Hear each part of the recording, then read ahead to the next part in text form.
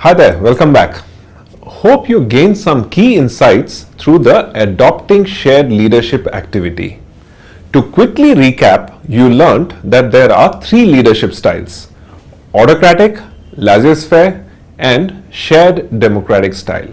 You also experienced each leadership style and concluded that the shared style is better suited for a startup.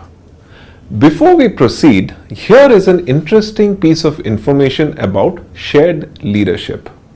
Unlike other leadership styles, shared leadership involves two or more people sharing the responsibilities of leading the team. In shared leadership, lead roles are assigned based on the experience and expertise of each person. The main aspect of shared leadership is to take the entire team towards a common goal.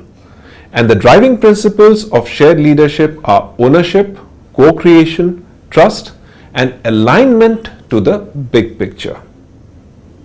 So how do you get someone on board? Someone with whom you can share your vision and responsibility in a startup. Let's go through some real life examples to see how it can be done. Does that logo look familiar? Of course it does.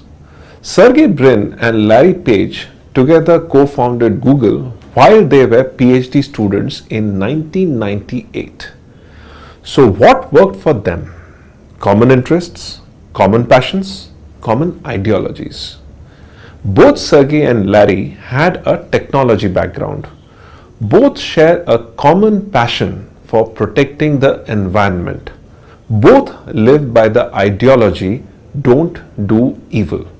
So much so that till today, arms and hard liquor ads do not find their way into Google. While Page today heads the products division, Brin takes care of technology. Now, take the case of Apple. In this case, the two co-founders complemented each other.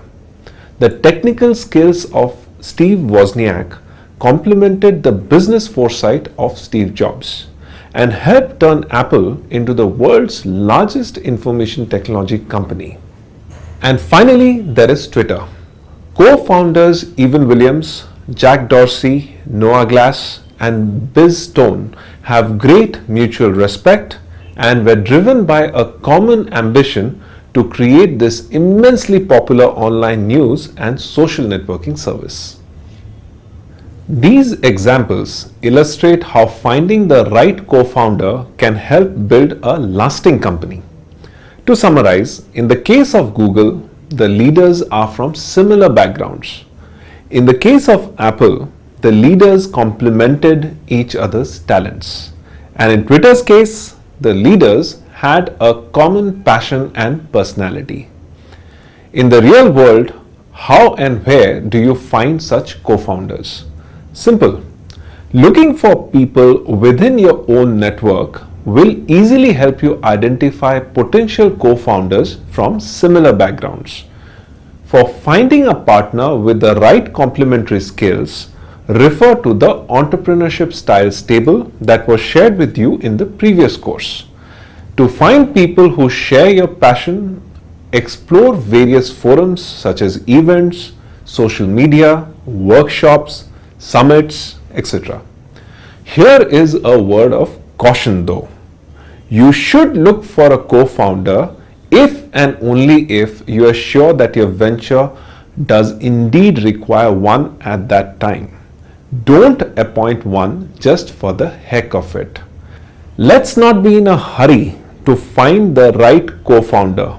If you haven't found one yet, be ready to go solo till you find the right match. Of course, going solo might be difficult, but then, who said entrepreneurship is going to be easy? Now that we have talked about co-founders, let's look at who else you need as part of your startup team. So why do you think a team is required in a business? Why not do all the work on your own, right? Wrong. A great team allows an entrepreneur to focus on creating a business that is independent of you, the entrepreneur. Otherwise, all you will be doing is building a job for yourself. While a novel idea is the starting point for entrepreneurial success, true success comes from the founding team's never say die attitude and relentless execution.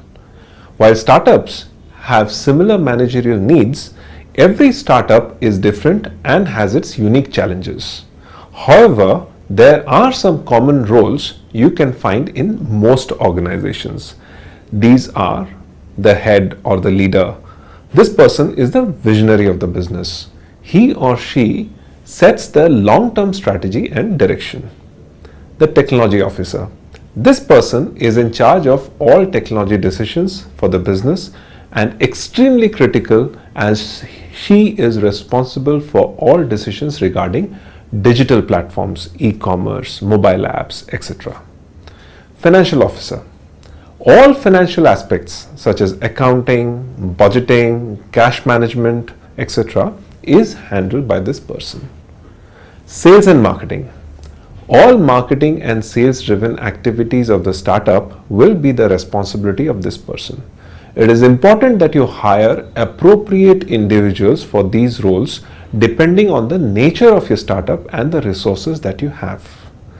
When hiring individuals for specific roles within the company, do refer to the entrepreneurial styles that was covered in the orientation program. Doing so will help you put together a team that complements your strengths and fills any gaps that may exist in the talent pool within the startup. To help you get started with team building, we have an assignment for you.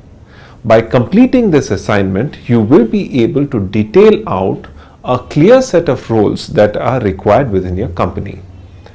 With that, let me take your leave now. Enjoy yourself and happy team building.